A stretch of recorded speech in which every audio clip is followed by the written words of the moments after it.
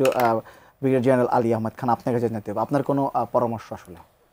এই ঘটনা কিন্তু একটা বড় একটা দুর্ঘটনা হয়েছে এবং এখান থেকে যদি আমরা অবশ্যই স্বাধীন একটা তদন্ত কমিশন তদন্ত করা উচিত এবং সেখান থেকে কিন্তু আমাদের লেসনগুলো নিতে হবে আসলে এবং ইন্ডিপেন্ডেন্টলি করার পর তারপর আমাদের অবশ্যই জবাবদিহি আওতা নিয়ে আসতে হবে।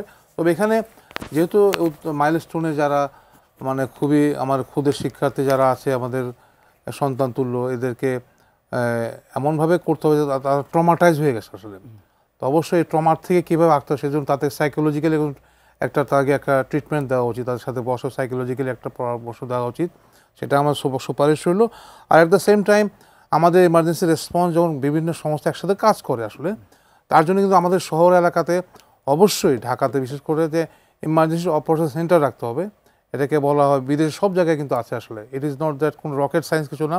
ইমার্জেন্সি অপারেশন সেন্টারে সেন্ট্রালি সমস্ত সংস্থাগুলো একসাথে কাজ করে এবং তার একটা থাকে ডিজাস্টার মিনিস্ট্রির আন্ডারে। এটা ভূমিকম্প হোক, তারপরে প্রাকৃতিক দুর্যোগ হোক অথবা অগ্নিকাণ্ড হোক, সেখানে কিন্তু কীভাবে সংস্থাগুলো একসাথে কাজ করতো, কোঅর্ডিনেশনভাবে কাজ করে এবং কখন কী কার প্রয়োজন সেখান থেকে তারা কোঅর্ডিনেট করে এবং সেভাবে কিন্তু আমরা খুব দ্রুত আমার সিচুয়েশনকে কন্ট্রোল করা যায়।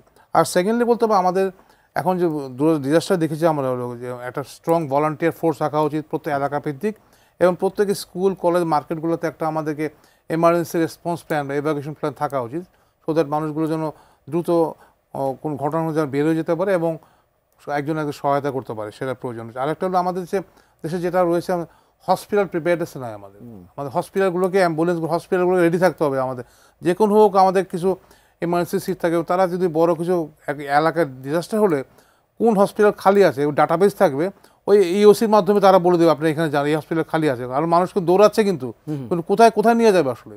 শুধু এই যে একটা হিউজ একটা সমন্বয় প্রয়োজন রয়েছে আসলে। আমাদের রিসোর্স কিন্তু অনেক কিছু আছে, গভর্নমেন্টের কাছে আছে, কিন্তু আমাদের মধ্যে যে কীভাবে অপারেশনালাইজ করে এগুলো অ্যাক্টিভ করা যায় সেটা কোনো অভাব রয়েছে। সেজন্য আমরা একটা এক্সপার্ট টিম দিয়ে এগুলোকে করলে হয়তো আমাদেরকে এই বড় দুর্যোগ হয়তো ট্যাকেল দিতে পারবো এফেক্টিভলি, আমরা কার্যকরীভাবে আমরা এই দুর্যোগগুলোকে আমরা ট্যাকেল দিতে পারবো এবং আমরা ঝুঁকি মৃত্যুর সংখ্যা কমিয়ে আনতে পারবো এবং অ্যাটলিস্ট আমরা ডিজাস্টার রেসপন্সিভ একটা সোসাইটি করতে পারবো বলে আমি মনে করি।